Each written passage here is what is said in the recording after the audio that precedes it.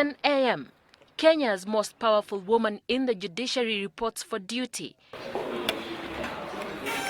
You know her as the Deputy Chief Justice.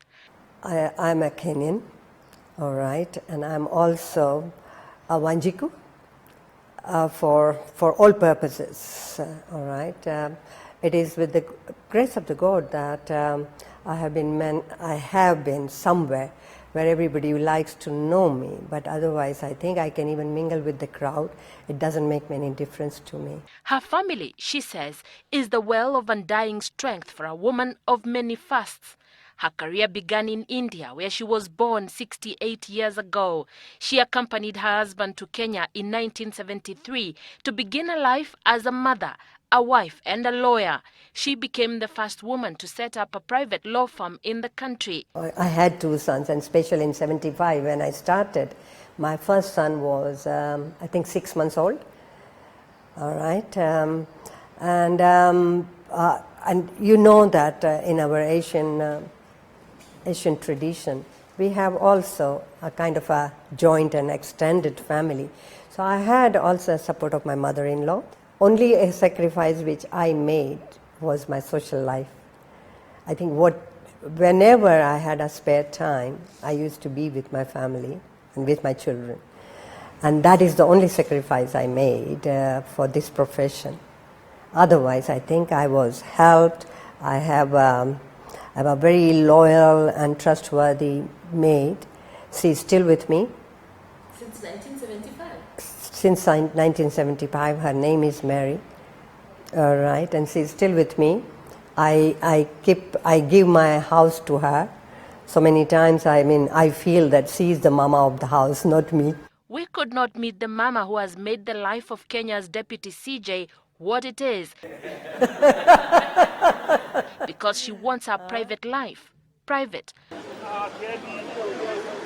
She made history in 2000 when she was appointed a judge of the High Court, becoming the first woman judge of Asian origin in Africa. There are many accomplishments to her name.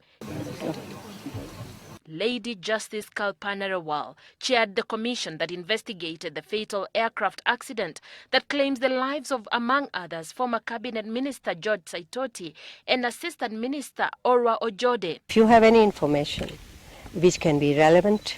Fast forward to May 2013, when she faced the Parliamentary Committee on Justice and Legal Affairs for vetting before being appointed as the country's Deputy Chief Justice. The question the committee is asking is whether indeed you are, as some people deem, a gatekeeper for the executive.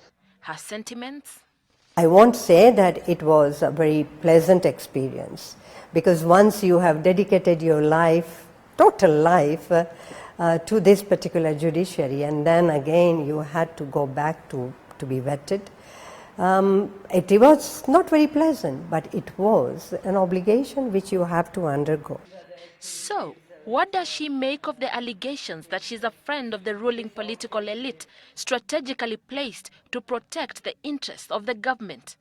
I could survive all the successive regimes, so how, unless and until I'm competent?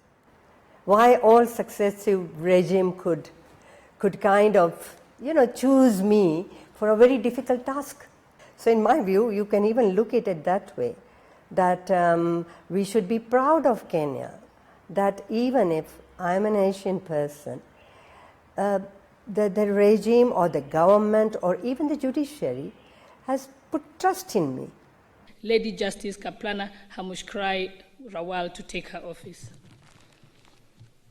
At 68 years, Lady Justice Kalpana Rawal is not about to stop. I, Kalpana Rawal, the Deputy Chief Justice, do swear. And while age, it has been said, is just a number, she has been accused by a cross-section of the legal fraternity of being old-fashioned. Of course, I am old in age and old in profession, but I think when in judiciary and in the High Court, I was considered to be a very progressive judge. And I have shown it with my judgment. It's not that it was. I am old, yes, but not old-fashioned or not conservative. I like to believe in system. I like to believe in some traditions which are good for the justice system, but not in my ideas.